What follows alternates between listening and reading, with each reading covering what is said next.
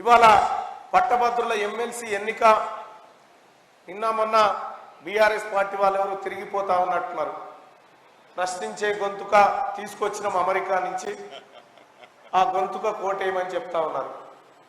అమెరికాలో చదువుకున్నాడు, గొప్పవాడు, ఉన్నత విద్యావంతుడు. కానీ సార్ తప్పేం లేదు, నేను సర్కార్ బళ్ళనే చదువుకున్నా, ఒక 100 మంది పిల్లలకు చదువు చెప్పిస్తా ఉన్నా సార్.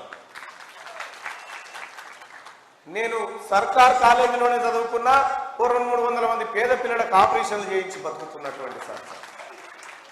నాకు గోల్డ్ మెడల్ లేకపోవచ్చు కానీ అంతకు మించినటువంటి వజ్రాలైనటువంటి ప్రజలు ఉన్నారు, పట్టభద్రులు ఉన్నారు.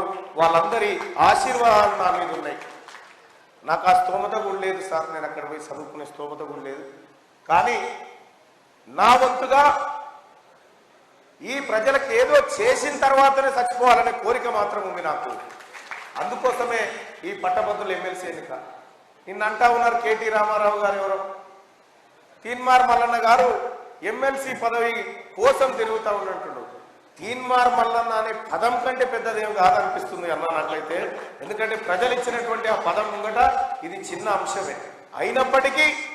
అయినప్పటికీ బాధ్యతతో దాన్ని నెరవేర్చి దానికి ఒక మంచి పేరు తీసుకురావాలన్న ఉద్దేశంతో వస్తున్నటువంటి మాట మీకు చెప్తా ఉన్నా సోదరులారా. ఇక కేటీ